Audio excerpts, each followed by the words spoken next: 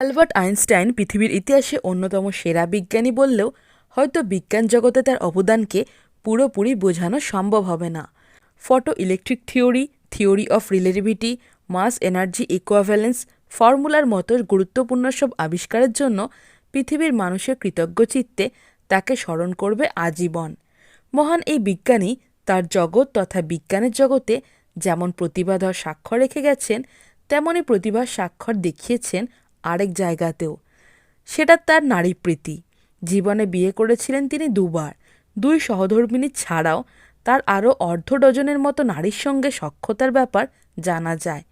আজকের প্রতিবেদনটি অবশ্য আইনস্টাইনের সেই অর্ধ ডজন বিশেষ বান্ধবীর সবাইকে নিয়ে না, বরং কেবলমাত্র তার সোভিয়েত বান্ধবী মার্গারিটাকে নিয়েই, যিনি আইনস্টাইনকে ভালোবেসেছিলেন না বলে নিজের কার্যসিদ্ধির লক্ষ্যে ব্যবহার করেছেন বললেই বোধহয় কথাটা যথোপযুক্ত শোনাবে। 1933 সালের কথা। দ্বিতীয় স্ত্রী এলসাকে নিয়ে আইনস্টাইন তখন চলে এসেছেন যুক্তরাষ্ট্রের উত্তর পূর্বাঞ্চলের নিউ জার্সি অঙ্গরাজ্যের প্রিস্টনে। 112 মার্সা স্ট্রিটের একটি বাড়ি কিনেছিলেন আইনস্টাইন। সপরিবারে সেখানে গিয়ে ওঠেন তিনি। শুরুর কয়েকদিন নতুন বাড়িতে ভালোই কাটল তাদের, কিন্তু এ সুখানুভূতি ছিল ক্ষণস্থায়ী। অল্প কিছুদিন পরেই এলসার শরীরে নানাবিধ অসুখ বাসা বাঁধতে শুরু করল। ডাক্তারি পরীক্ষা নিরীক্ষা শেষে জানা গেল তার হৃদযন্ত্র আর কিডনিতে সমস্যা দেখা দিয়েছে। অর্ধাঙ্গিনীর এমন অসুস্থতার খবর মারাত্মকভাবে ভেঙে পড়ল বিজ্ঞানী। এলসার ভাষায় উদ্ভ্রান্তের মতো ঘুরে বেড়াতেন তিনি। এলসার অসুখ তার সকল সমীকরণ ওলটপালট করে দিয়েছিল। দুঃখ আর হতাশা ভুলতে তিনি আরও বেশি করে গবেষণা নিয়ে পড়ে থাকতে শুরু করে দেন। তবু মন বসাতে পারতেন না সেখানেও। অবশেষে 1936 সালের 20 ডিসেম্বর এ রোগে ভুগে পরপারে পাড়ি জমান এলসা আইনস্টাইন। তার মৃত্যুতে মারাত্মকভাবে ভেঙে পড়েন অ্যালবার্ট। এমনকি তার বন্ধু পিটার বাকি এটাও জানান যে দীর্ঘদিন ধরে পরিচয় থাকলেও আইনস্টাইনকে তিনি কখনোই কাঁদতে দেখেননি। সেই মানুষটিকেই তিনি শিশুর মতো কাঁদতে দেখেছিলেন এলসাকে হারিয়ে।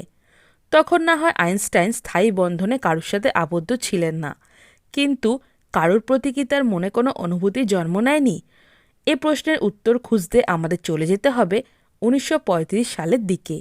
দ্বিতীয় স্ত্রী এলসা তখনও বেঁচে ছিলেন। আইনস্টাইনকে নিজেদের মাঝে পেয়ে তার সম্মানার্থে কিছু করার চিন্তা করল প্রিস্টন বিশ্ববিদ্যালয় কর্তৃপক্ষ। শেষ পর্যন্ত সিদ্ধান্ত হলো মানবজাতির ইতিহাসের অন্যতম সেরা বিজ্ঞানীর প্রতি সম্মান প্রদর্শনের নিমিত্তে তারা তার ব্রোঞ্জ নির্মিত একটি আবক্ষ মূর্তি তৈরি করাবে। এ উদ্দেশ্যে ডাক পড়ল সের্গেই কোনেনকোভা নামক এক সোভিয়েত ভাস্করের। গত প্রায় এক যুগেরও বেশি সময় ধরে মার্কিন যুক্তরাষ্ট্রে বাস করছিলেন সের্গেই। তৈরি করেছিলেন চমৎকার নানা ভাস্কর্য। তাই এই কাজটি সম্পাদনের জন্য তাকেই সবচেয়ে উপযুক্ত বলে মনে হয়েছিল প্রিস্টন বিশ্ববিদ্যালয় কর্তৃপক্ষের। আইনস্টাইনও আরও দ্বিমত করলেন না। মূর্তি বানানোর মডেল হয়ে নিয়মিতভাবেই বসে থাকতেন সের্গেইর সামনে। ঘটনা কিংবা দুর্ঘটনা যাই বলুন, আসলে ঘটে যায় তখনই। আর এই ঘটনা ঘটে যায় সের্গেইর স্ত্রী মার্গারিটা কোনেনকোভাকে ঘিরেই। মূর্তিটি বানাতে মোটামুটি ভালোই সময় লেগেছিল, আর এর জন্যই নিয়মিতভাবে সের্গেই বাড়িতে গিয়ে বসে থাকতে লাগত আইনস্টাইন।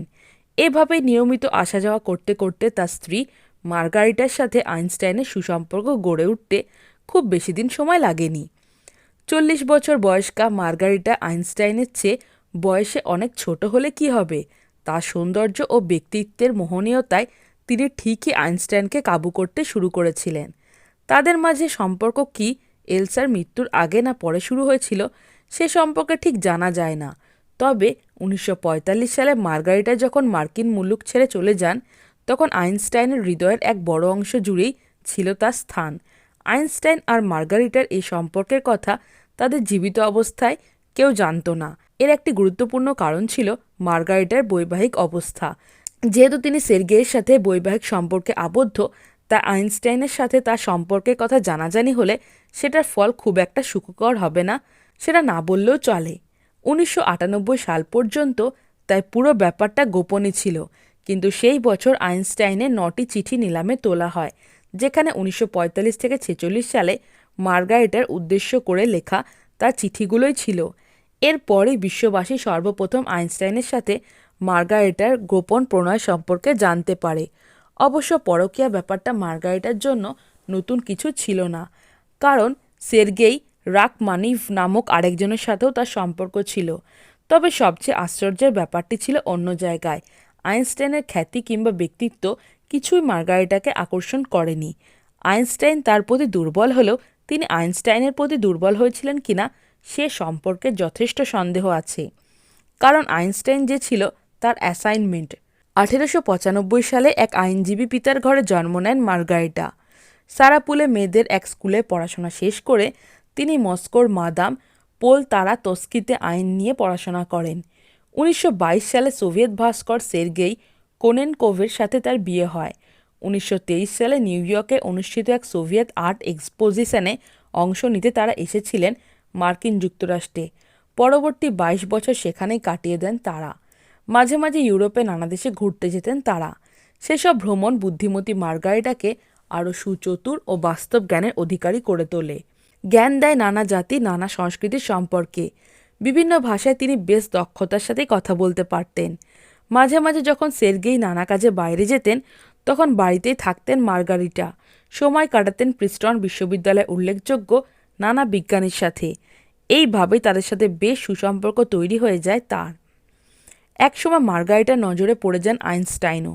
মূর্তি বানানোর ছুতোয় তাদের দুজনের মাঝে ভালোই সম্পর্ক গড়ে উঠতে শুরু করে। দ্বিতীয় বিশ্বযুদ্ধ শেষ হওয়ার আগে পর্যন্ত বজায় ছিল সেই সম্পর্কের ধারা। তাদের একত্রিত ছবিও তোলা আছে। কেউ যখন জানতে চাইতো মার্গারিটার সঙ্গে তার সম্পর্কের ব্যাপারে, তখন আইনস্টাইন মার্গারিটাকে তার সঙ্গিনী হিসাবে পরিচয় করিয়ে দিতেন। দ্বিতীয় বিশ্বযুদ্ধ শেষ হলে মার্গারিটা তার স্বামীর সাথে সোভিয়েত ইউনিয়নে ফিরে যান। প্রিয় মানুষটি চলে যাওয়ার আগে নিজের স্বর্ণের হাতঘড়ি উপহার দিয়েছিলেন আইনস্টাইন এবং মার্গারিটার উদ্দেশ্যে একটি ভাবাবেগপূর্ণ চিঠিও লেখেন। এই বৃদ্ধ বয়সে গিয়েও মধ্যবয়স্কা এক নারীর প্রতি আইনস্টাইনের আবেগের প্রাচুর্য দেখে বিস্মিত হয় সোথবি অকশন হাউস কর্তৃপক্ষ, যারা চিঠিগুলো নিলামে তুলেছিল। এজন্য তারা আরও ঘাটাঘাটি শুরু করে দেয় মার্গারিটার প্রকৃত পরিচয় উদ্ঘাটনের উদ্দেশ্যে। কিছুদিন পর তারা যা খুঁজে পায় তা ছিল এক কথায় অবিশ্বাস্য।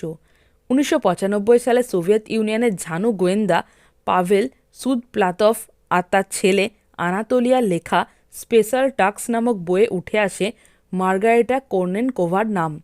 মার্গারিটার কোডনেম ছিল লুকাস। প্রিস্টনে অবস্থানকালে তাকে একটি বিশেষ মিশনে দেওয়া হয়েছিল। তার কাজ ছিল নিজের মোহনীয়তাকে কাজে লাগিয়ে প্রিস্টনের শীর্ষস্থানীয় বিজ্ঞানীদের সংস্পর্শে আসা, বিশেষ করে ম্যানহাটন প্রজেক্টের সাথে যুক্ত বিজ্ঞানীদের সাথে। আলবার্ট আইনস্টাইন অবশ্য ম্যানহাটন প্রজেক্টের সাথে সরাসরি জড়িত ছিলেন না, তাই তার সাথে সম্পর্ক থেকে মার্গারিটার আসলে কীভাবে ফায়দা লুটতে চাচ্ছিল তা বোঝা মুশকিল। তবে চিঠির থেকে এটা জানা যায় যে নিউ ইয়র্কে একবার আইনস্টাইনের সাথে সোভিয়েত রাষ্ট্রদূতের সাক্ষাৎ করাতে সক্ষম হয়েছিল মার্গারিটা। আইনস্টাইন কি তাহলে মার্গারিটার প্ররোচনায় সোভিয়েত ইউনিয়নের সাথে হাত মিলিয়েছিলেন? না, এমনটা বলার উপায় নেই, কারণ তার মনে হয়েছিল কেবল মার্গারিটার প্রতি তার বিশেষ অনুভূতি।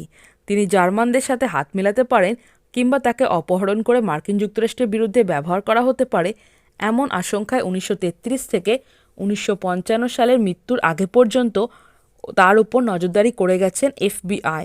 তাকে নিয়ে FBIয়ের বানানো 1400 পৃষ্ঠার নথিতে নানা বিষয় উঠে এলেও আসেনি মার্গারিটার নাম, আসেনি সোভিয়েত রাষ্ট্রদূতের সাথে তার সাক্ষাতের বিষয়টিও।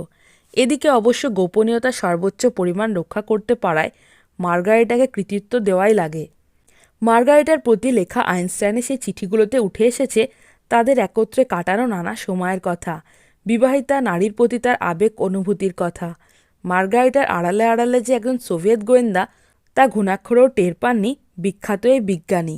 আইনস্টাইনের প্রতি মার্গারিটার অনুভূতি কেমন ছিল তা অবশ্য কখনোই জানা যায়নি, কারণ মস্কোতে যাবার পর আর কোনোদিনই তিনি মার্কিন যুক্তরাষ্ট্রে ফিরে আসেননি। খুঁজে পাওয়া যায়নি আইনস্টাইনকে লেখা তার কোনো চিঠিও। 1980 সালে মস্কোতে শেষ নিঃশ্বাস ত্যাগ করেন মার্গারিটা। হ্যালো ফ্রেন্ডস, আমি জয়িতা, আপনারা দেখছেন বুক অফ নলেজ চ্যানেল। আপনি কি খাদ্যরসিক বা ভ্রমণ প্রেমী? তাহলে নিচে দেওয়া ডেসক্রিপশন বক্সের লিঙ্কে ক্লিক করুন আর রহস্য, এডুকেশন, অ্যাডভেঞ্চার রিলেটেড ভিডিও পেতে আমার চ্যানেলটিকে সাবস্ক্রাইব করুন। ভালো লাগলে অবশ্যই লাইক, কমেন্ট আর বন্ধুদের সাথে শেয়ার করুন। তো বন্ধুরা, আজকে আমার টপিক ভালো লেগে থাকলে চ্যানেলটিকে like, comment, share and subscribe করতে ভুলো না।